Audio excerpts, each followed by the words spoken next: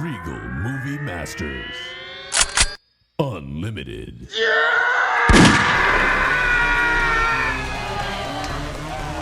This is the Regal Movie Masters Unlimited podcast where we indiscriminately watch every goddamn movie that comes out at the local theaters. Your movie masters today are Justine. Hi. Brent. Hello. Dylan. What's up?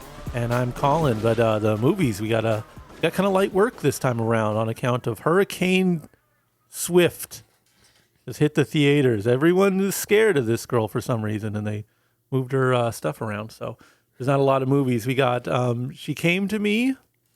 What was that short you watched? Strange Way of Life, and they paired it with the human voice. Right. And Shelter in Solitude. Mm-hmm. And that's it? Well, there's another movie. What was the other one? Brant watched it. Oh, well, that's okay. Yeah. So then there's the Swift movie itself. Before we get into any of that, though, we should let everyone know that we do have an email you can contact us at. It's moviemasters760@gmail.com. We also have an Instagram at Official Movie Masters, and we've had our Halloween horror spooktacular going on, right? Who won the tournament between all of our? So your final four was Megan versus the Chain Whip Demon, and then Renfield's Dracula versus the Deadite Mom. Both Megan and Renfield Dracula advanced, and then the finals, which just ended, Megan beat Renfield's Dracula 65% to 35%. I mean, I guess what happens in robot versus vampire situations? He would just rip her apart. Yeah, but if he can't like mind spell her and he can't suck her blood, he's strong. She's fast. But he's strong. She's also conniving and might have a scheme. She might not even like physically fight him. Who wins? Has there historically been robots versus vampires? There has to be. Sounds really good. Sounds pretty simple. Let's stop it. It's always werewolves. What if it's like she manipulated him into a sunlight situation? Like her, or could get him to take care of her, or he could. Oh yeah, like she poses as like the new Renfield or something. Yeah, he needs like a friend or like someone who can run and fetch him stuff. Humans have obviously had a problem for a long time. I don't think they're fighting. I think they're linking and building. They're going to grow. They're linking and building. Anyway, so if that hot action is going down at Official Movie Masters on Instagram, and once again, moviemasters760@gmail.com is the email contact thing. Yes, Are we going to do a October monster one now that there's a bunch of... I think we should. Well, I don't have enough. I feel like. We'll bracket it up. We'll do it at Christmas. I'm down for Christmas Evil. Okay, I like that. Yeah. So explain this Taylor Swift thing to us, Brent. You're the soldier in the trenches here. Okay. So there were movies scheduled for this week, but then Taylor Swift decided she was going to put out the ERAS Tour film this week, and movies like Saw got bumped out, which is crazy because I don't think they would have necessarily the same audience. An Exorcist for sure, right? Yeah, Exorcist was another one. Yeah, so there was I think at least 3 movies that were scheduled to release this particular week, but they got scared of Taylor Swift for some reason, which I still can't find. I can't find that anywhere. This is our logic behind it. I mean, maybe it's just like space, we need more screens. Yeah. Oh. So it's just like if they're going to expand the screens because more people are going, then that means if you're a lesser budget kind of thing or just something that doesn't have the marketing, maybe they just don't allocate as many screens to you. But it's not like, well, at least in our neck of the woods, it's not like The Exorcist Believer is selling out. So. Right. Yeah. And this, I mean, it might be based on pre-sales too, because this is the only thing that we've seen in the app that it like in a while that has had significant pre-sales, to the point where it's like there was showings that were completely sold out weeks in advance. Yeah. I saw the theater. I think we went on Friday, and it was pretty gnarly. There seemed to be some like shell-shocked employees kind of. Oh yeah. Was that proper opening night, or did it open on Thursday? I think preview on Thursday. It technically was there Thursday, and Thursday it wasn't too hot, but Friday it was like it was on. That's when most people think new movies come out, right? Yeah, and on the way to our theater, there was just like 5 employees just standing around outside, like it was like those British armed guards, with the big hats. They're just standing outside of the theater waiting to go in and clean up. They were on it. There was no dicking around that day, man. They were full on. I was just like, how's it been? And they're just like, I've never seen anything like this. It's a cult. And it's like, I know there's kind of a viral thing going around, like with a creepy ring around the Rosie girls. And like, there's, I don't know, something that I've known for a long time, that there's just a insane cult of personality based around this satanic demon where these little girls just like lose their fucking mind. So it's like, apparently it's been a rough time out there. Thank you for your service to anyone working in a movie theater right now. It's interesting because I was, it's been a while since I've seen this level of fandom in the movie theaters. I mean, you can maybe say some of the prime era Marvel stuff, and some of those Star Wars sequels had, that sort of energy. And costumes and stuff. Yeah. But like in terms of, music, I mean, I was trying to think, because a lot of people are like, I don't know, man, like you said, it's like a cult, and people are like, I don't think people were really into her, blah, blah, blah. But then I was thinking about like Michael Jackson when I was a kid. Like that was ubiquitous. It was everywhere. You couldn't go anywhere without seeing somebody like dressed like Michael, talking about Michael, bumping Michael. I was definitely a Captain EO mark. So I guess like as far as like having them in the theater, well, it wasn't the theater. I guess you had to go to Disneyland to see it, but yeah. There was a reason I was at Disneyland. It was probably to see Captain EO. Yeah. So the movie itself is almost 3 hours long. How much did you get through? You just did it. got in? I did it because it was the only movie I had to watch this week. Right. So I did it. Whole thing? Yeah, whole boy. thing. She was charging $19.89 for or not she, but like the whoever's financing this thing. Yes, she was doing it. Personally. Yeah. You have to pay it to her. Oh, give me 1929. It's Taylor Swift at gmail.com is my PayPal. PayPal. Her Venmo is tswift029.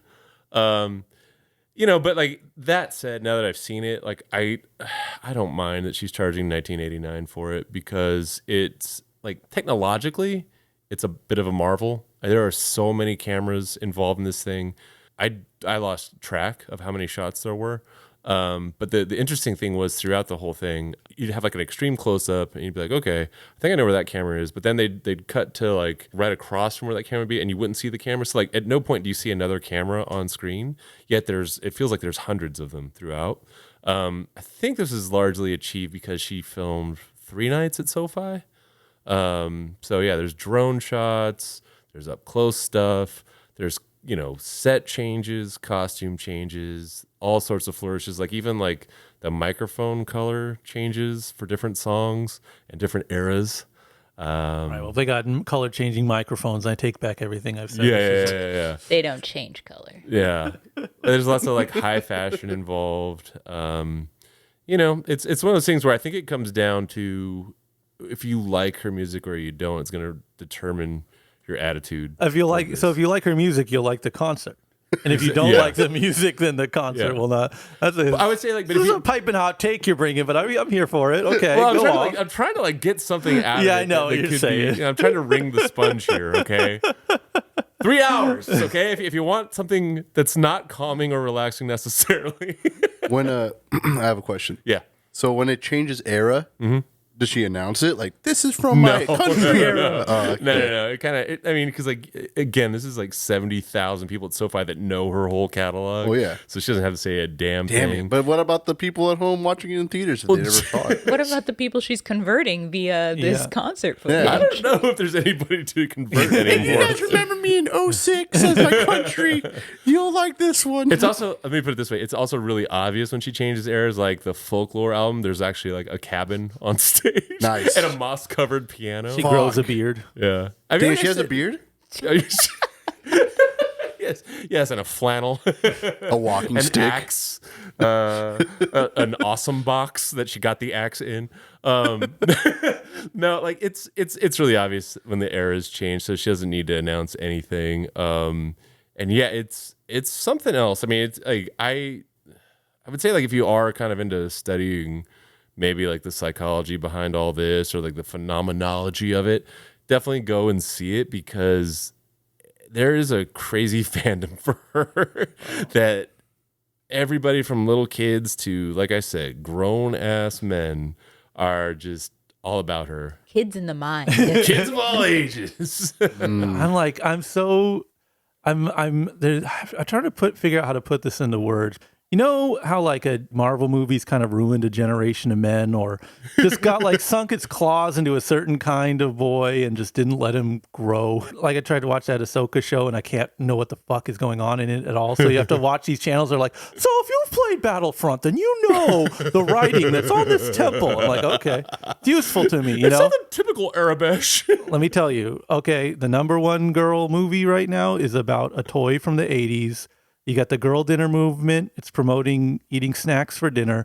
And the number one girl musician is basically, you know, singing like nursery rhymes. Like we are on the verge. What happened to the boys and y'all laughed at us for not growing up? You man, children, blah, blah, blah. It's going to happen to the girls. Like it's right there. And let me tell you, that's not very interesting. It's going to be great is when you get girl Andrew Tate and like the girl manosphere. They're like, listen, you got to be having sex with bodybuilders, like, because that's the thing when you're like when you're a rudderless kind of man child, like, and one of these guys comes along, and is like, listen, put away your toys and go be a Get up at real 5 man. o'clock in the morning, go to the gym. Grind set. Once that, because if you've never had like real guidance or got to mature because you spent all your time playing video games and watching comic book movies, some guy like that's really appealing. So once you have all these women who are like with Arrested Developments, because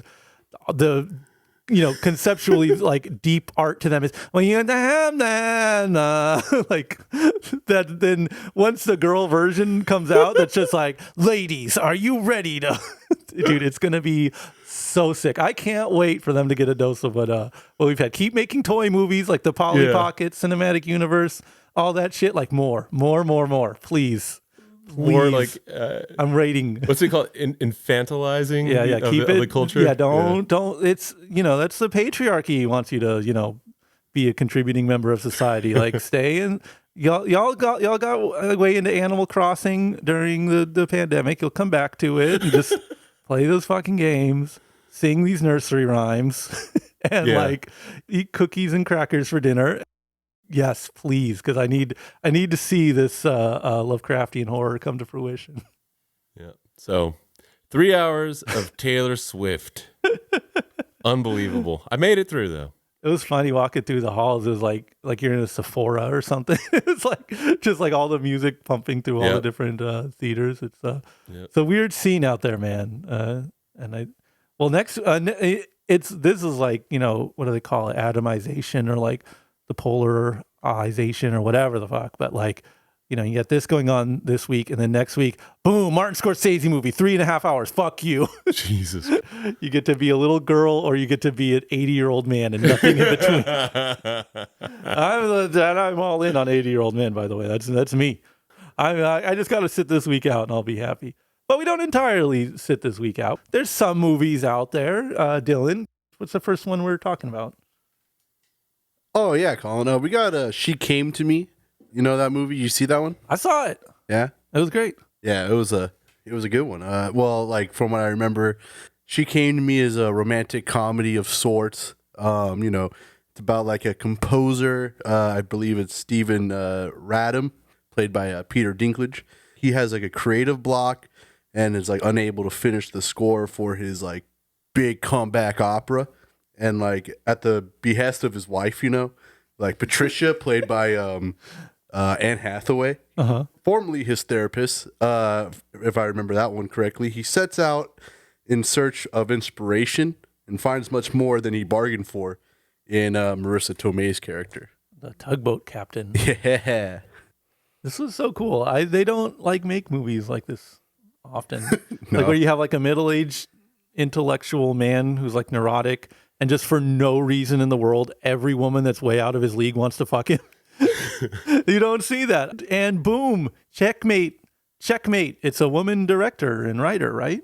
I believe so. And she hasn't done like a lot else in the way of directing, because I wanted to look into it because I like this movie a lot. And still a little bit sparse. She's more of an actress. I guess that's a twist. That's how you make a movie like this and not just make it a creepy male power fantasy or harem or whatever, is let the ladies get in there and make the movie. And it didn't come off as creepy as like when Quentin Tarantino wants to put Salma Hayek's foot in in his mouth. It didn't have that kind of energy around it. Yeah. What do you know? Yeah, because Peter Dinklage is just showing up and doing his damn job that he's assigned to him. Yeah. Everybody did such a good job. And I can't remember what the last thing I saw Marissa Tomei in, but I thought this also whatever I saw then, I was like, she's good. Yeah. Did you know? I mean, she was in Spider-Man and stuff, but I yeah. hadn't seen her in things that kind of highlighted her a little more. And I like that. I feel like this comes from just like maybe the nuance of a female director where they are kind of caricatures, but they have like dimension, like the Anne Hathaway character is like this proper kind of neat freak. So you could see her as just being that, but then you learn more of her upbringing and it informs why she's like that. You just get to learn more about these people and why they might act like that rather than just having them be like spaz on screen. Yeah, and I think, Marissa Tomei's character, she's like a salty sea captain. So it's like, this clean, neat freak type A lady. And then the appeal is this woman that's so, salt of the earth or whatever. And it's sort of, and his character, he's like this guy that just can't make a decision of anything and is just kind of, well, what's he say? He says it himself. He's only ever been good at music, so he just wants to do music stuff. And, with his writer's block, he can't even do that. So he's just this rudderless man who just gets absorbed into these schemes, and then they all kind of crash back down on him. And then there's the kids. That's a complicated one. Yeah, there's like a B plot. Dylan, you kind of fucked this movie for me. Oh, I'm sorry, because I didn't think you were gonna watch it. Cool, you were like, there's like this weird like statutory issue in the movie, and I was like, oh, I don't want to. So the whole time I'm watching it, because there's this daughter who's dating the daughter of the cleaning woman is dating the son of the Peter Dinklage people, and then you also learn about her family and household, and they're kind of weirdos. So I'm like, oh man, please don't tell me that they're going to make Peter Dinklage sleep with this high school girl. Like I was like dreading that, but it's Dylan's good at that. Like, Well, no, it was accidental. I didn't know that. That's how I came it I was out. like writing some horrifying film in my head. That doesn't happen. No, I forget which movie it was, but there was a point where like Dylan was like, "Oh man, if you see this," it was that vague non-spoiler, right? But you have it in your head, so you go and you're like, "Oh no, this is." And then it's like, and then it's something different. Yeah. But yeah, so it is a weird scenario because the son of Peter Dinklage family is like 18 years old, like a senior in high school, and the daughter has been like skipped ahead of grade. So they're in the same grade, but she's 16.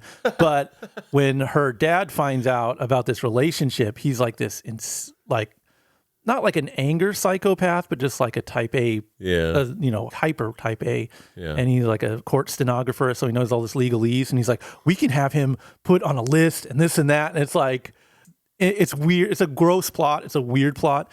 And again, I think if I'm a man and I'm sitting down to write this, I'm like, I'm not including that. I'd probably move on. Right. But if you're, a lady, you're like, I don't know, maybe you're less self-conscious, I guess. So you can, I don't know. You can tell the story free from the baggage of like making it seem like what is it? Age of consent laws need to be reformed or something like that. Because anytime a guy says that, it's what do they call that? A red flag, right? Mm. And really, that plot's just there to sort of examine this idea of like the letter of the law versus the spirit of the law, how people can bend it to their wills and. Personality types. And it actually gives a story to it instead of just a bunch of neurotic weirdos from New York just being, on 10 the whole time. So that kind of moved things forward. It was a very well balanced film in that regard, I think. Yeah, but it also just kind of shows you, the whole thing is sort of, Peter Dinklage has writer's block. Anne Hathaway is like, just go for a walk. Get out. And he's like, I don't want to go. But then he walks and then he's all, man, I bet you every one of these people like has something in their life worthy of an opera. And then he finds that just by going out on that walk. He comes across Marissa Tomei and he doesn't even realize that his stepson is having this whole romance opera going on in his life. And it's only when he starts getting involved that he sees the drama of regular people's lives that he's able to turn into operas to get over his writer's block. And it's like such a dramatic and crazy premise of this guy trying to get his girlfriend's boyfriend or his daughter's boyfriend in trouble. It's like, why would you do that? Some people are like that, you know. Some people are villains, you know. Right. And so it's kind of interesting and hilarious because this movie does like the opposite of theater camp, which is they write original music for the play that they put on at the end of theater camp, and it's really good. And this one is like they write music for the play or for the operas that he makes, and the music is fine, but the lyrics and the singing are just hilarious. Yeah, it should. It should be mentioned. This is a very funny movie. Yeah, like there's laugh out loud moments, and I unlocked this secret when me and Dylan watched The Magic Flute. That the funniest thing in the world is opera in English. Oh yeah. So like he writes a play about, you know, meeting this girl on a tugboat, and she's so like it cuts to the play to the opera itself. She's like, oh, I am just a tugboat captain. And it's like just immediately funny. Judy Gold, I think is her name. She plays the director of the play. And I grew up watching a lot of Comedy Central in the 90s, so I was very stoked to see her do her thing. If you there's a cool show called Dr. Katz that everyone is talking about right now. If you want to see some prime Judy Gold, she's in that one too. So yeah, nice to see her back in action. Mm-hmm. Yeah, the stage production is really cool. Then the music is nice, but the singing is hilarious. Yeah, and you just have to kind of like you have to accept that the opera crowd is like really into this because you're watching this thing and laughing, and like you just see like people's tears well up, and they're like reacting all serious, like, oh my god. This is mind blowing. Yeah, like Anne Hathaway's like crying, you know.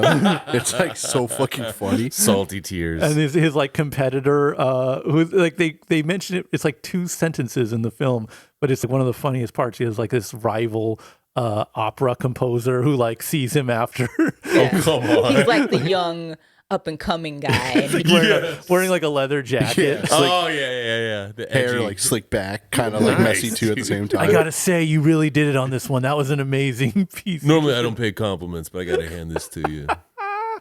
Okay, so this movie, if it does sound appealing and you want to see it in theater, you can't. This was trampled under the hoof of Taylor Swift because I tried to get this one in this week, but by Thursday it was cleared out.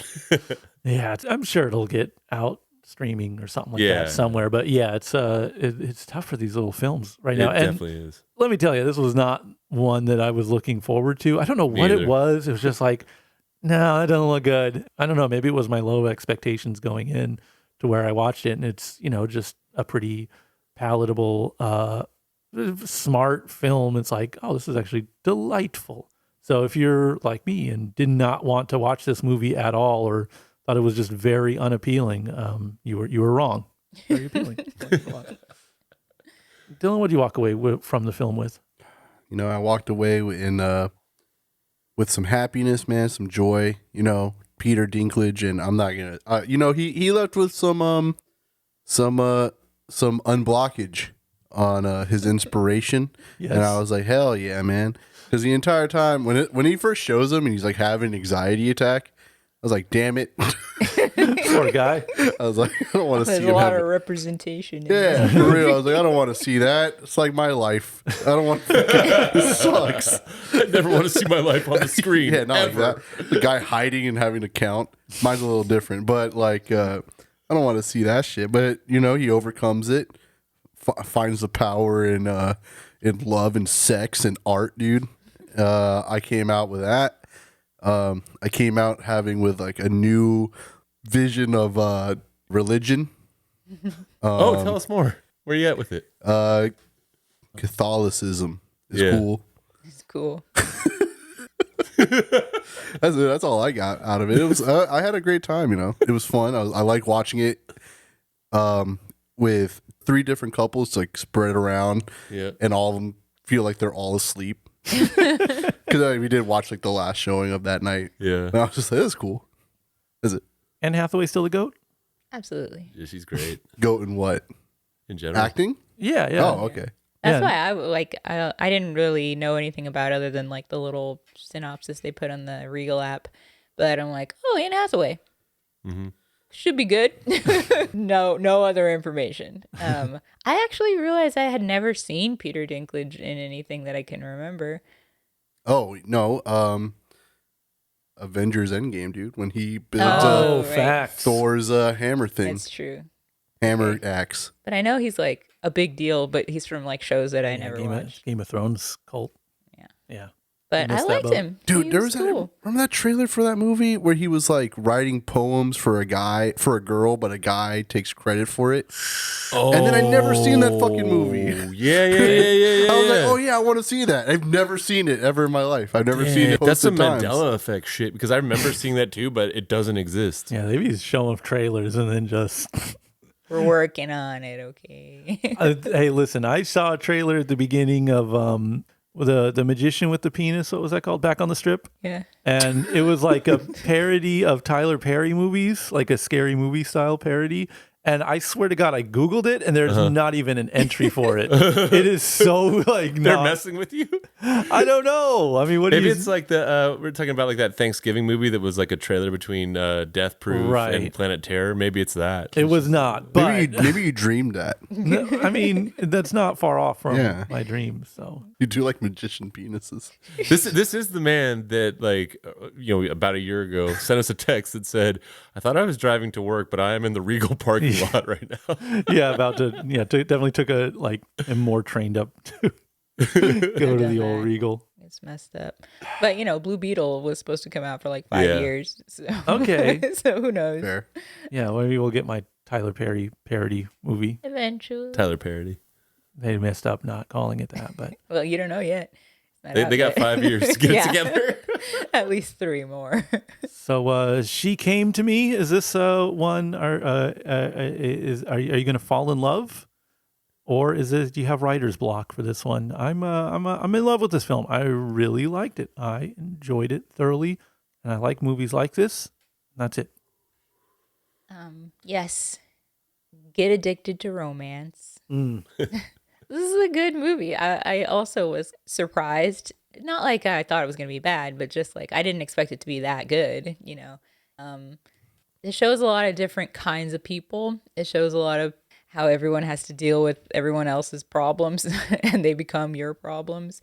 And the outfits are cool. The houses are cool.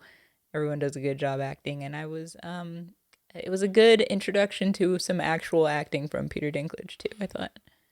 I liked it. I'll fall in love. As an addict of love. What else can I say past that? What other movies are we watching then? You love addict, you? Oh, well, I'm glad you asked. Sadly, half the room did not see this, but I think you guys saw Shelter in Solitude, right? Yes. Yes, And we I did. did see the trailer. I'm guessing, like, can I guess what it's about? Yeah, you tell you. I'll say yes or no. I'll say yeehaw or nay like a horse. Okay. Because it takes place in Texas. Okay. Oh, okay. See, Yeah. I didn't know that part. right. Well, I guess I should have because of the trailer. I'm guessing, like, with only days left until his execution, right? Yeehaw. Like a prisoner on death row develops a bond with a country singer and a tough warden, Yeehaw. Technically. and it stars Sibin Fallon Hogan as the lady. You said that like Fred Flintstone curses. Well, Seven Flaggett Hogan. I don't know. That's how I read her. That's her name. Her name is Siobhan. Yeah. Oh fuck, Fallon Hogan. I don't know. Yeah. She also was in the Fred movies. Flintstone. Fun fact. And nothing else of note. Oh, she's in other stuff. She was Okay. in Men in Black. Yeah. Okay. But I only know her as the Fred woman. I only know her as, yes, he asked for some water. Oh. From Sugar Water. Iconic line Yeah. from Men in Black. Did they mention that in the movie? Yeah, at the end, like when the credits roll. Also known. Yeah, this is I think this. I called this the worst movie I've seen all year. I feel somewhat confident in that. It's like we harped on vengeance a lot last year, and this is like No. I mean, Is it that level? It's in Texas. It's very okay. I'm carrying some baggage to this for sure because, like, It takes place like when at the COVID lockdown, right? Oh God, in Texas, I'm already which is over it. already and, like I don't know. I owned a retail business through the pandemic. Yeah. Like, Humble I brag. just don't want.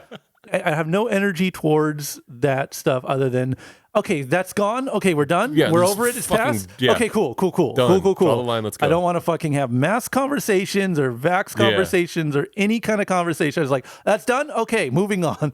And this movie is like, oh, so there's like It's a like little a meditation on the COVID times. yeah, and it's Fuck like, that. and it's very, it's weird because it's in like this small Texas town, but like you have these city cops like, you're lucky I don't fine you for not wearing your mask. Are you kidding me? We're it's like that? Yeah, we're like, There is one guy doing that, and he's like kind of a kid. He's a rookie cop, and he's really trying to like impress his authority on people, and nobody takes him seriously. So it's not like, he's really going to well, do there anything. is, I mean, I don't mean to harp on this, but there is like a very pivotal plot of the film, which is the lady has some money in her till. She wants to go into her business and take the money. The cop doesn't let her take the money, like doesn't let her enter her business. She's like, we're on lockdown. You got to get back home.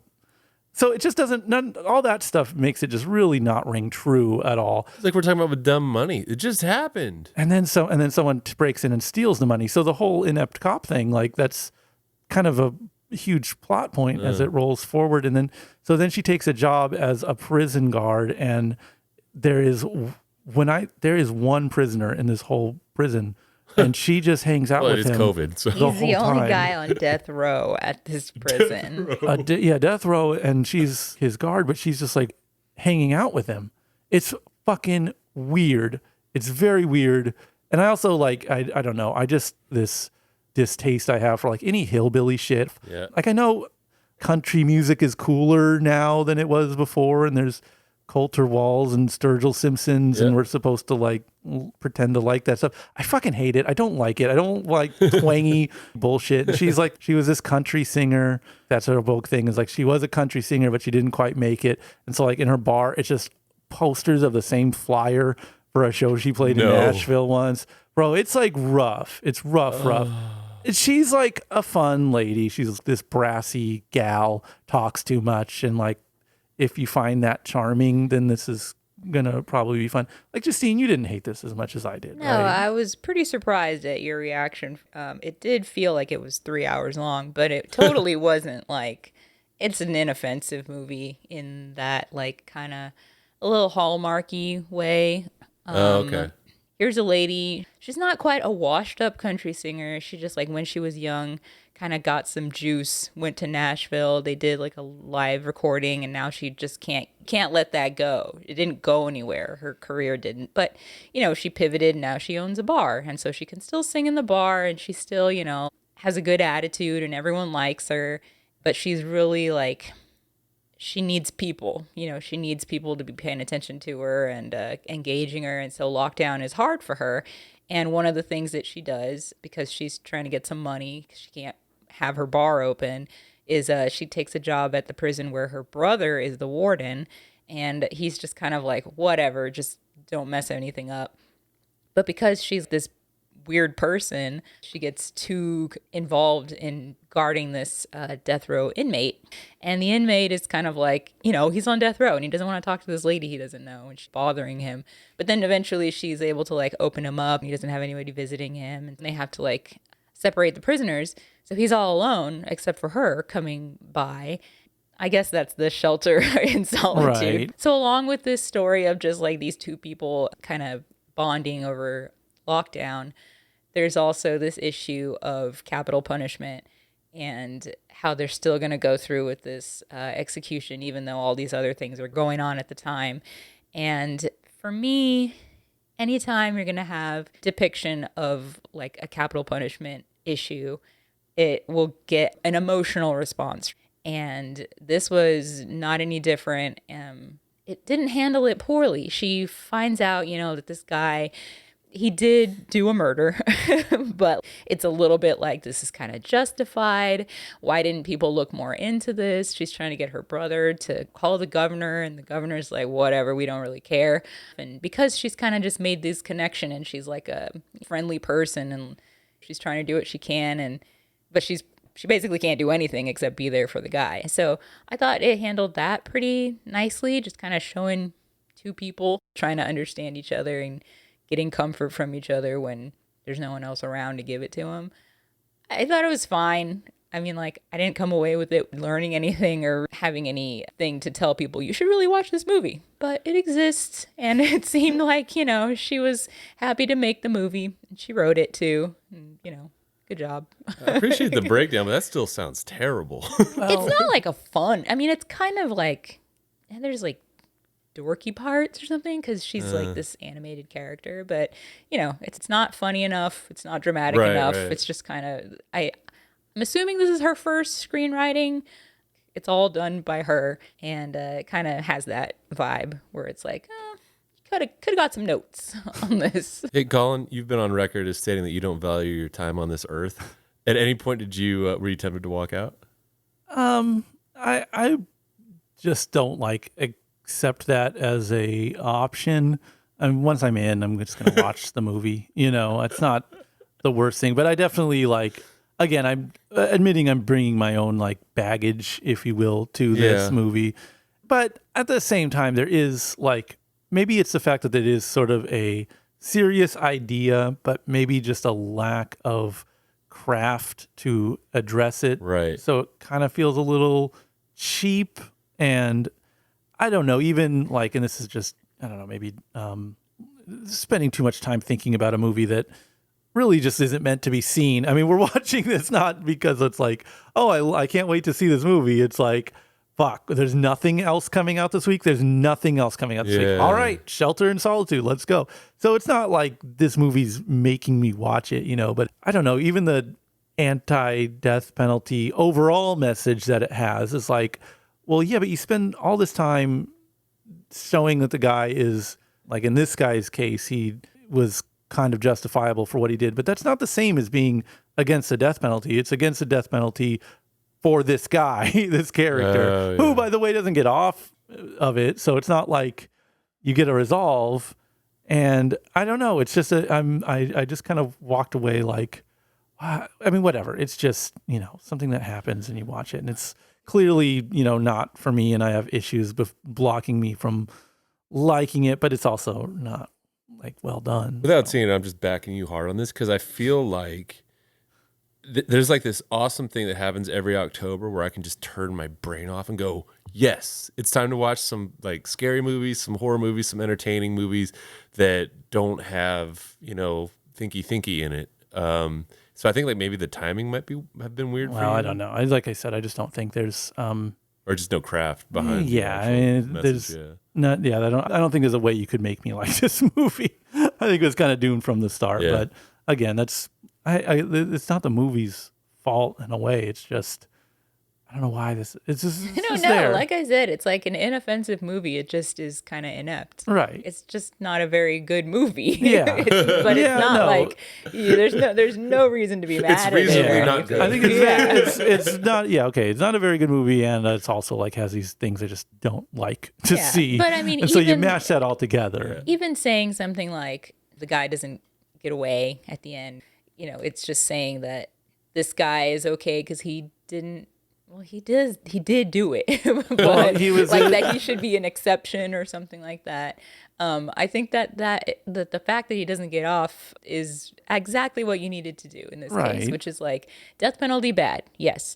Why is it bad? Even this like innocent guy or a guy who's kind of in a gray area gets executed, but you grow to think he shouldn't be.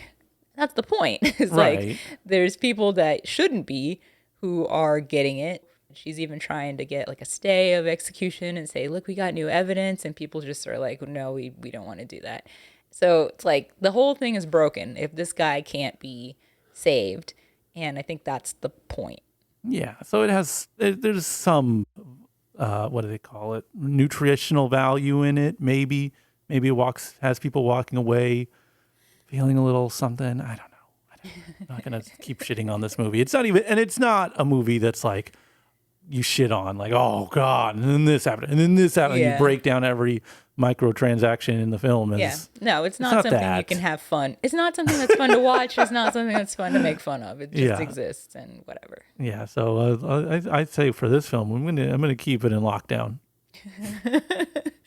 Yeah, keeping it locked down. I'm not mad at somebody trying and kind of getting this far. Even just sort of seems like it's a very small film that it's kind of her pet project or whatever. And as that, it's fine. Dylan, we got anything else? We got one thing, and one more movie with one viewer. Yeah, we got one. We got a solo mission right here. All you have to decide is what to do with the time that is given to you. Is Justine watched Strange Way of Life and The Human Voice, which are two shorts. I'm gonna try to explain it the best I can. I can only guess. I have no idea how the trailers work, so tell me if I'm right here, Justine. Okay. As the only viewer in the room. So, like, I'm guessing over here, like, after 25 years, like, Silva rides a horse across the desert to visit his friend Sheriff Jake. Does that happen? Yes, it does. Okay, and then I guess they celebrate the meeting, but the next morning, Jake tells him that reason for his trip is not to go down the memory lane of their friendship. Hey, that happens. That's all I got. Yeah. So it's a Pedro Almodovar, 30-minute short. It's kind of weird. I didn't realize this is only his second English language film thing. The first one being the other movie that they showed with it, The Human Voice. But it's basically just, there's a guy, comes to town. His old friend is now the sheriff of this town. And he's like, hey, I just been thinking about you, wanted to come see you. And he's like, oh, wow, okay. They sleep together. They have had a history, a romance. And he's like, no, for real, why are you here? And he's like, I've been thinking about you. I missed you. He's like, no, for real, why are you here? And then turns out Silva has a son who's being accused of murder. And so he's like, you're just here to try to stop me from like going after your son. So just stop. I don't want to do this anymore. I have to do my sheriff stuff. And that's it. There's like, he's following Pedro, who's trying to go warn his son, and they just kind of, are going across the desert to go to where his son lives, and you just get to see their interaction with each other. And then it's not even a chase, it's like a very slow horse walk through the desert to go find the son. And then there's the encounter with the son, and meanwhile there's a couple of flashbacks of like when they were youths. And it ends ambiguously where it's like maybe they could stay together. But that's it, like nothing really happens. It's, I guess, just about the performances and then the look of the film, which I found out later is co-produced by Yves Saint Laurent. Oh boy. And so the clothes are money, baby. YSL. And that explains a lot, because right when Pedro Pascal comes on screen, you're like, what is he wearing? Cowboy stuff. All the clothes are like that. But it does look really good. It's overly colorful for like a Western thing. And, Ethan Hawke, Pedro Pascal, they're good actors. You said this was damn near X-rated? Whoa. Yeah. The love scene? Oh, yeah. I have to tell everyone, there's not really a love scene. We're just going to talk about it. But there is Pedro's butt on screen. So, Like Bear? yeah. Nice. Harry? No. Sack. Hell no. You think Pedro Pascal's got a hairy ass? I imagine. Ooh, I don't know. No. Man. Shaves it. Yeah, it's kind of, Waxes. it's whatever. It's hard to judge short films if they don't really like hit you hard, This is just kind of, yeah, it's fine. It exists. That happened. Nothing to write home about. Really weirdly, or maybe not weirdly, but I didn't expect anything from that second movie that they showed with it, which was The Human Voice, which is another half-hour short by Pedro Almodovar. And that one was brilliant, but it's based on a Jean Cocteau play. And so it's just a one-woman show. She's on the phone with her ex, just having a meltdown because this person is breaking up with her. And so she's just in the apartment. She doesn't know what to do. She's like hitting his clothes with an axe and taking pills and, just falling apart and lying to him, telling him she's okay. And then that falls apart and she starts telling him, no, I'm a mess. Why would you do this to me? Oh, sorry, I didn't mean to yell. Like she's going through all this like roller coaster of emotions. And it's It's Tilda Swinton. Oh, okay. So it's like She's doing the damn thing. Yes, she is. And How's this guy pull these people for a shorts? yeah, but I don't mean, he know. has like a history of filmmaking, Right, but okay. they've just been Spanish. He did Woman on the Verge of a Nervous Breakdown. Okay. Yeah. So they want to be on the verge. Well, she's on the verge here. That one is really good. Hey, where'd she keep her axe? She bought it. Oh, she went and bought an axe. Yeah. Okay. They even show you that part. It's really strange. It's mostly filmed in an apartment, Yeah. or rather on the set of an apartment. They show you like this warehouse, and it looks like they've built a set of an apartment, but she lives in the apartment part of the warehouse. So she doesn't go outside, but she goes like onto the quote unquote Yeah. balcony, which is really just like the bare part of the warehouse, but with like flower planter boxes like on the ground. And it's so cool because it kind of seems like a stage play in that way, where you getting to see the behind the scenes stuff, but also the apartment. And then I also was just thinking, wouldn't that be really cool if you really did just live like in a warehouse, but you only built this much of an apartment? But again, the color is really good in it. The set design is really good. She has really good clothes. And she's just a captivating person on screen. So all the stuff that she's like saying on the phone is kind of cool. And she just has earbuds, Okay. AirPods in the whole time. So she's just like staring into nothing and having this conversation with somebody that you're not hearing. It's really interesting. And I Sounds would say, cool. I I would wanna say see it. this one, to check out. The other one, as painful as it is for me to say, you can miss. But this one is something really interesting. So I don't know how you get like how you adapt short films, the format to like modern, like multiplex cinemas. It seems like such a Yeah. uphill. That's why I wanted to watch this movie as it was, because it's like, what the hell do you get to see shorts? Yeah, and they had to pair them together so that they could get an hour, He's just gunning for the best short award. That's if you're gonna win an Oscar, that seems like I the mean, one this to is get. literally the only one I've heard of this Yeah, year. that's how you get it done. I was also the only person in the theater, which was kind of sad. But they also didn't play them past like 4 p.m. So Overall, these two films, would you say they're short, or do you stand tall for them? They fall a little short of expectations, okay. or do they stand tall in the theaters? What's the bad one? You want to stand tall. Oh, okay. Oh, okay. Yeah, they stand tall. The Human Voice one for sure. I'd say it wherever you can find it. It's worth the watch. It's 30 minutes long. It looks really good. And Tilda Swinton is amazing, and the dialogue is great.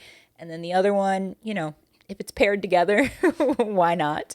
Or if you like, high fashion cowboy outfits, I want to see those fits. I'm not go gonna for lie. it. What other movies are you watching? It is spooky season, right? It's true. A Shocktober spooktacular, if you will. I've been deep in the shit, man. Yeah, every day. Every day. Every year, Justine makes a calendar for October. She's a very good programmer. So, have you guys been pretty good about keeping up with the calendar? Yeah, Yeah. we're current. Chud 2 Bud the Chud is what we were just watching before starting to record. Apparently, there's a reason you never hear about Chud too. Showed the bud.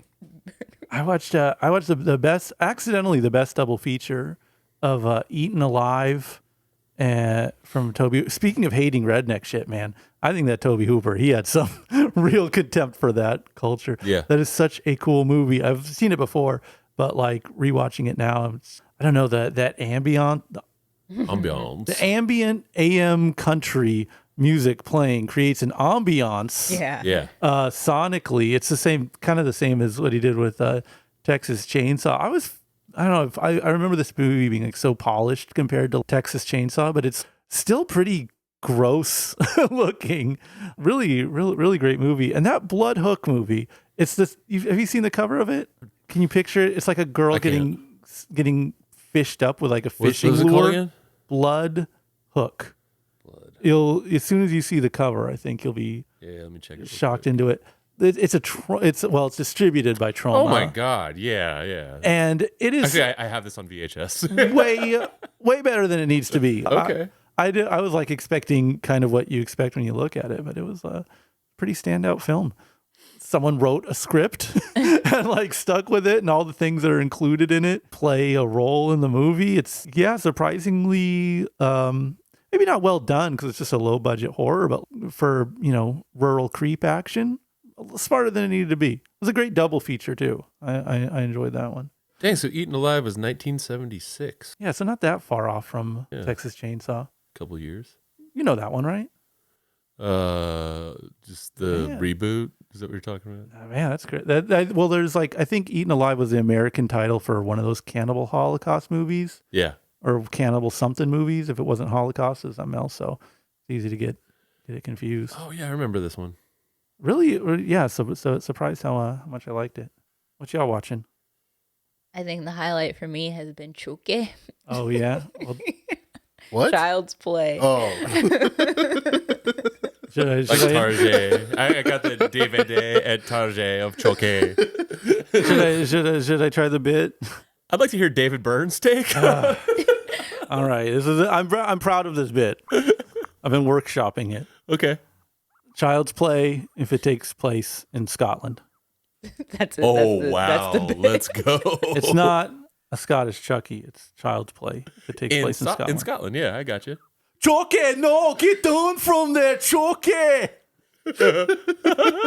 Chucky, you don't know what you're doing. Fuck. Chucky, no, Chucky, that's wrong. It's not funny, Chucky. Choky, get down from the bar. I like how every time I hear this joke, the person is trying to reason with Chucky. Yeah, that's part of the comedy. Yeah. Chucky, get down. Have you written the other side yet? Nope. That's it. You don't need you've it. seen 1 and 2, Child's Play 1 and 2. There's no reasoning with them ever happening, really. So, like, the fact that you wrote it, that they trying to reason with Chucky. He's not Scottish. You've heard Chucky talk. He's, fuck you, dude. No, Chucky. Oh, he's regular Chucky. Yeah, he's just in Scotland. Okay. Oh, all wait, right. you thought he was doing Chucky? No, I know he was doing the the person. counter. I just wasn't sure if I never heard the Chucky. Yeah, no, you never don't. heard You don't Chucky's do it. side. So I'm just like, oh, What? so he's regular No, or he he's just American. he just took a boat. Took a boat to I guess Scotland. he could have gotten shipped with Yeah. a bunch of other Where good the guys. fuck am I? It's his only line. Yeah. And then It it's just starts with that, and he doesn't say a word the rest of the Chucky, time. no, what you doing? There you go, Child's Play. People read. Very proud of this bit. I'm It's pretty good. very proud of this My ribs bit. hurt a little bit. Not gonna lie. Oh shit! Yeah. But Chucky 1, I remember that I'd seen like as a kid. And the funniest thing about it is that he rolls on the ground. Yes. Like he'll drop to the floor and roll really fast away. And that's funny. But it's a good movie. I like it. And then the second one is just like whatever. The third one is even more whatever. I never took the movie seriously because it's such like juggalo stuff, But like that first movie's, if you grew up in the 80s, that is such a good presentation of like toy culture, Yeah. and like what, I don't know, that marketing did to kids' brains, and like, the absentee, working mom, single working mother. Oh, I mean, that's just maybe why it rang true to me. My mom was a single working mother, and I was an only child raised by toys, and seeing a lot of marketing.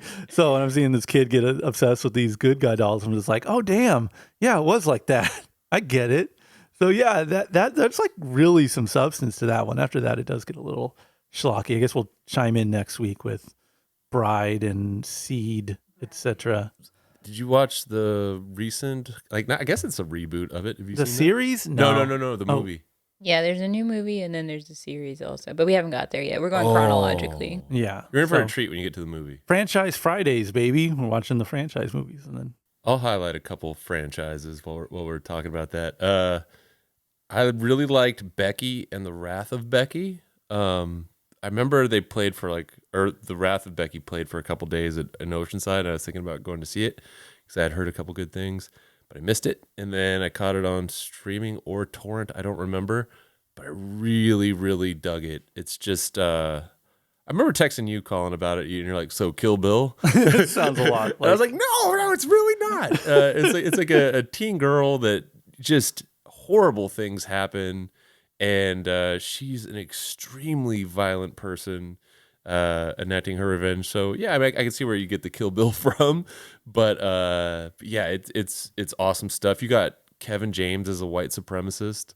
And then in the second one, I forget who the white supremacist is because I've seen They it. Just go her back versus to- their white supremacists. That sounds like a her problem. It sounds like a her problem. Yeah, how are you coming into contact with I don't even know. people? I don't know if the second one's of white supremacy. Let me check out my my notes on Is it this real quick. does this fall under the Shocktober Spooktacular umbrella? Would you say this is Scary? spooky season viewing? There's Yeah? jump scares. Okay. Who's in It this? does star a horror movie legend. Kevin James. No, a little girl who was the girl in Annabelle. Legend. Oh, legend. Oh, Lulu Wilson. I don't know what her name Yeah, is. I just know she's she the lead. was in Annabelle. Okay, yeah, it's a Stifler is like the Rob. Fuck, what's his name? Riley E. Scott.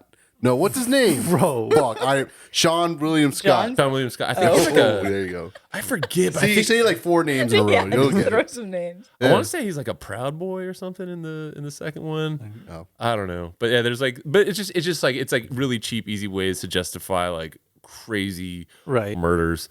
And then another franchise that I got into on like a 3-star level, which is perfect for October. Yeah. It's called Don't Fuck in the Woods. There's also Don't Fuck in the Woods 2. It's Tubi.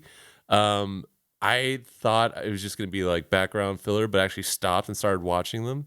I like them. On a 3-star level. Yeah. Okay, let's be clear. These are not masterpieces. They are called Don't Fucking Woods. It's like, okay, here's what I'll liken it to. It's like a horror movie in the same spirit as like a Kevin Smith movie. You know they're not like great movies, but if you like people that are really passionate about what they're doing, they got a crew around them that's really tight, and they're all equally checked in, then you're going to get a certain level of like a certain spirit with the movie. These particular movies, like in the credits, they show like a lot of the bloopers and behind the scenes. You can see that everybody's friends. Everybody has a long history with each other. It's just a group of friends making movies with a lot of heart. So I really enjoyed that. Yeah, those are the highlights for me. Dylan, what are you watching? I finished Baki. Son of Hanma. It's a good one. You brought a good one to the table the other day. Oh yeah, I showed. So in addition to Justine's calendar, there's a Just Me and Colin movie where Justine just refuses to watch these movies. We watched Mom and Dad, featuring Nick Cage and that one lady. Fuck, what's her name? You remember? Not Nick Cage. But what other movies is she in? Why am I Aeon Flux? Is that Bro, the I same don't- lady? Charlize Theron is Aeon Flux. Oh, What does it Resident matter? Evil? It stars one person. It's Mila Jovovich. Yeah, she's really good in it. Anyway, those two are in it, and Oh, you're thinking of Hellboy, Selma Blair. oh, you know, You could just say different actresses, and he's gonna be like, hell yeah. yeah, that's it. That's Fucking it. Carrie Fisher, bro. Yeah. Nah, they're mom and dads, and that movie I recommend pretty highly. I remember seeing this a couple years ago and was like, damn, this movie's really funny. There's some what would you call it? Like not like a 28 days disease, but something Yeah. happens where every parent just wants to kill their kid. Like just their own kid. Yeah, their own child. Like if they're all bloodied up and they see another kid, like they just walk by, they don't care. And so it's really, you just get to see Nicolas Cage losing his goddamn mind. Yeah. Open the door, God, what was that one thing when he's making the pool table? dude. Because it flashes back to their past or whatever for Yeah, because they're no like good getting reason. in fights and like want to beat the shit out of their kids every time. Like every like bad event, like it's like growing up and being a parent. They just show like all the negatives in that. And then the grandparents show up at one point and they want to. Oh, no. It's so good. It's and no resolution, no moral at the end. No, Just ends. yeah, it Credits. just ends. It's, I hope this is not spoiling for anyone, but Nick Cage like, so, we love you, but sometimes we just want to fucking, and then cuts. Yeah, and I hadn't seen like a modern era Nick Cage film where he's like on like that in a minute. It's nice to see him kind of when he leans into the meme of the Nick Cage freak out compilation. Yeah. It's It's always a good time. He's got something coming up, right? Yeah, there's like an A24 movie where like it's apparently really, really good. I thought there was a less than A24 movie, Like a- A23 movie. Yeah. Oh. A1 movie. No, there was- He has a couple. I mean, we've determined man's- he yeah. makes like 5 movies a day. yeah, he's in the works. You guys get that bankruptcy out of there, bro. You gotta get out of there. That's true. But yeah, I saw that. I watched on Friday the 13th. I saw Friday the 13th. Jason Takes Manhattan. Legend. I forgot how Manhattan barely shows up. Yeah. It's all on a boat, Well, is right? it that- okay, yeah, that's the Yeah. one where like somehow there's a waterway that connects Camp Crystal Lake to like the Hudson or something like that. Yeah, they're like, so they're all on the boat. And all the kills pretty much happen on the boat. Yeah. And then they like took a, what's it called? Like a raft to Manhattan. That's what it was. Yeah. Yeah, they like end up and they're like right next to the Empire State Building. They're like, it's all foggy. And it's like, look, we made it. And then you just see the Empire State like right there. so fucking funny. I saw that. That was a good one. Then I saw. So I kind of cheat with. I love the Nightmare on Elm Street movies. Like when I think of 80s, that's like my favorite series. I kind of cheated this year though.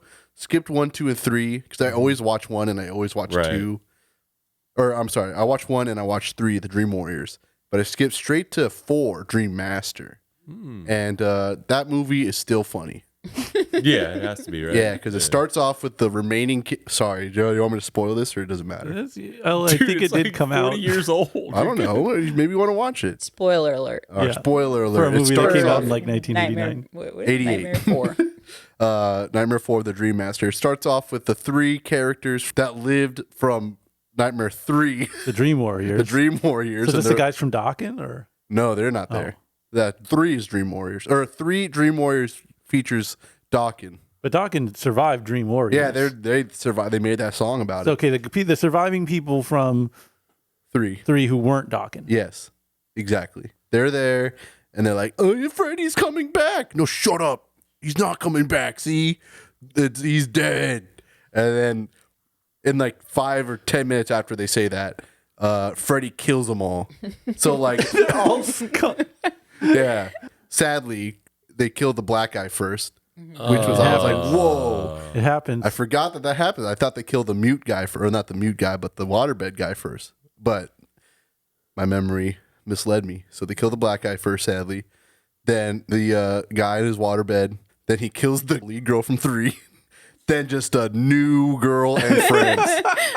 and, just needed to finish. and like the girl was friends with the girl. That's what's fucking funny is like she was already Too many around. pronouns, pal. The girl was friends with the girl from 3, but then it's just like wasn't affected by Freddy at all. It's just like, oh well, now she is cursed to have Freddy, and her friends are now gonna die one by one. That was good. You don't suffer from nightmare fatigue. Like, are you just all in on the whole series? Yeah, I like all of them except for that in 2010 one or whatever.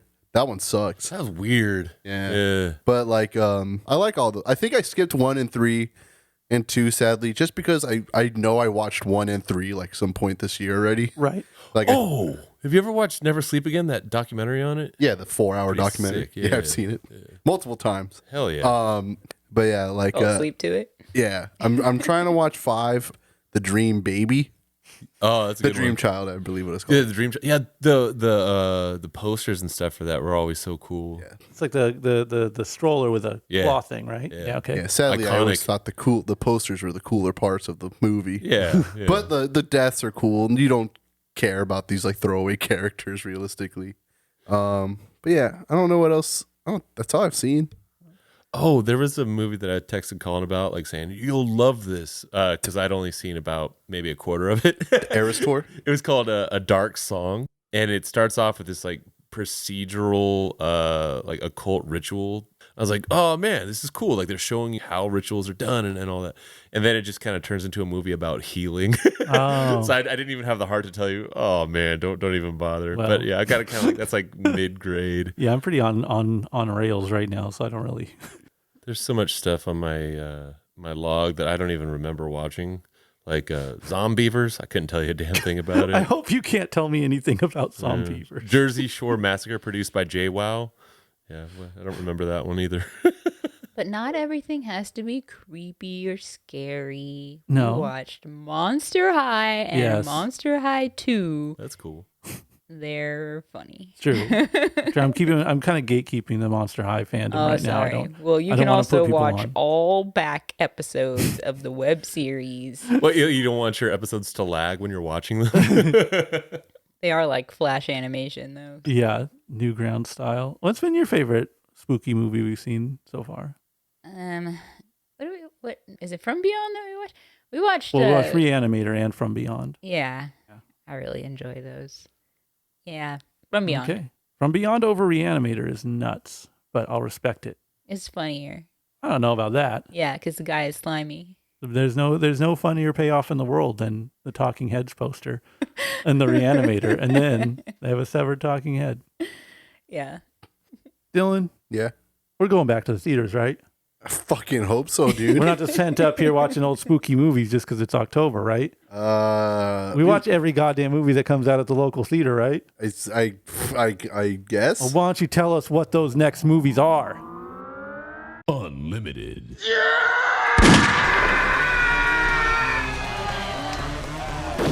Hey everybody, thank you for listening to this week's episode of the Regal Movie Masters Unlimited. Next week, we got Killers of the Flower Moon, the new Martin Scorsese film, featuring the homie Leonardo DiCaprio and friends. I sincerely do not know what this movie's about, but I'm willing to sit through 3.5 hours of it, and I can't wait to watch it. Then we got a reissue of this classic, Jingle Bells, Jingle... Not! Nightmare Before Christmas, baby. You know what's going down. We're going to see that one.